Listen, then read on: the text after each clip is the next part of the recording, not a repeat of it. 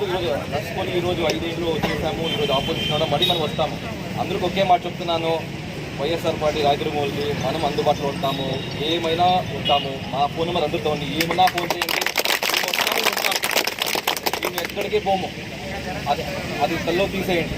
ఏం కష్టం వచ్చినా మేము ఉంటాము, మేము ఆదుకుంటాము. ఇది చెప్తూ మీరు వచ్చిన ప్రతి ఒక్కరికి నా హృదయపూర్వక వందనాలు.